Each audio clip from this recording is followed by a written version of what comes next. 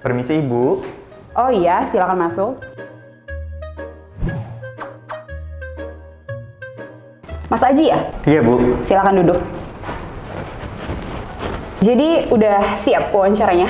Sudah siap Bu. Oke, kita mulai dari perkenalan diri ya. Kamu rumahnya di mana? Oh iya Bu, siap. Rumah saya di Tambun Bu. Oh, Tambun ya? Terus kesini naik apa? Kamu mau kerja jauh-jauh di sini? Kamu bisa kerja apa? Oh, baru lulus ya? 5 tahun ke depan kamu jadi apa? Aduh, kamu kok kurus banget sih, udah makan belum? Bentar, kok kamu nggak jawab pertanyaan saya? Nganu Bu.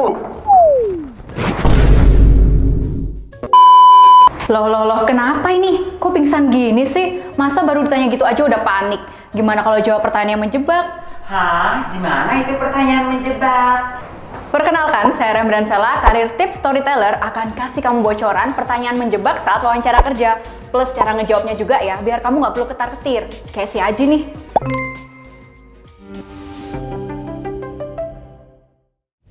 Siapa di sini yang baru aja lulus sekolah dan sibuk ngelamar kerja? Saat ngelamar kerja, nantinya akan ada banyak banget tahapan yang akan kamu lalui. Salah satunya adalah wawancara kerja. Sebenarnya apa sih wawancara kerja itu? Wawancara kerja adalah proses yang paling penting dalam sebuah tahapan seleksi kerja. Di wawancara ini, kamu nantinya sebagai pelamar akan berhadapan langsung dengan HRD atau atasan perusahaan.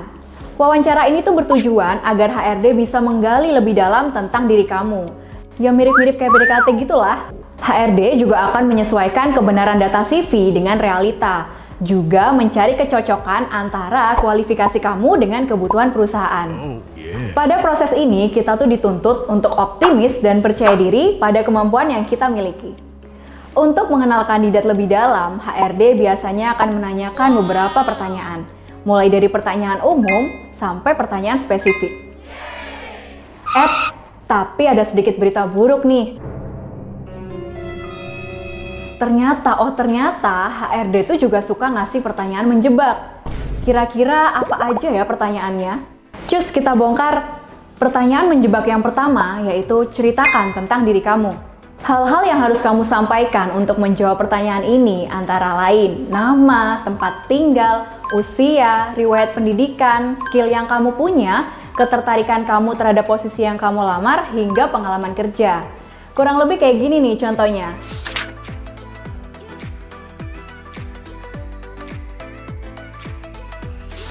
Pertanyaan menjebak yang kedua yaitu coba sebutkan kekurangan diri kamu.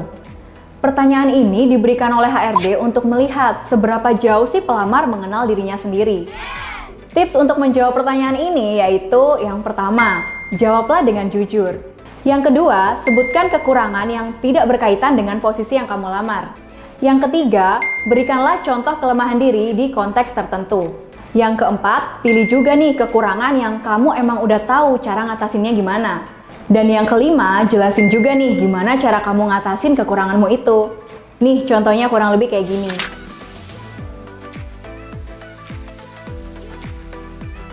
Lanjut ke pertanyaan yang ketiga, mengapa kamu ingin bekerja di sini? Alasan HRD mengajukan pertanyaan ini adalah untuk melihat sejauh mana sih kesiapan pelamar untuk bekerja di perusahaannya. Tips untuk menjawab pertanyaan ini yang pertama, kasih jawaban yang menunjukkan keterkaitan antara skill yang kamu punya dengan kebutuhan perusahaan. Yang kedua, riset sebanyak-banyaknya tentang perusahaan. Semakin dalam kamu mengenal perusahaan itu, penilaian HRD ke kamu juga semakin bagus loh. Yang ketiga, tunjukkan ya antusiasme kamu untuk kerja di perusahaan itu. Biar kamu gak bingung lagi, nih titik cerah kasih contohnya.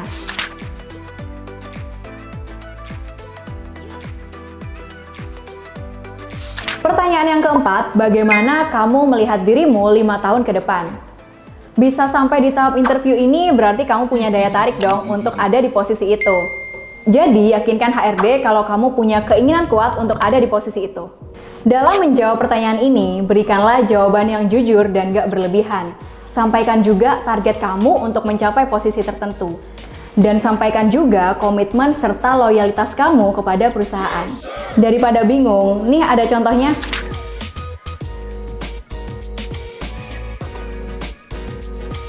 Pertanyaan menjebak yang terakhir, yang kelima nih.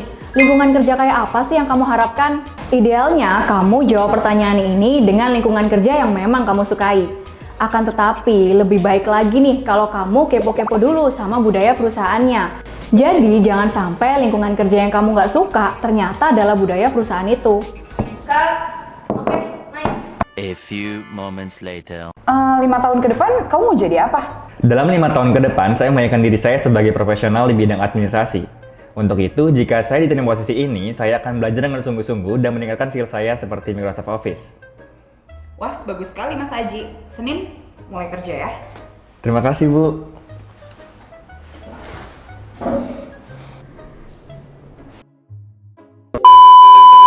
Raka adegan closing Aji, take 3. Dalam 5 tahun ke depan, saya membayangkan diri saya sebagai profesional di bidang administrasi. Nggak usah nengok setengah. Bu. Belum dong. Mas Aji ya? Iya.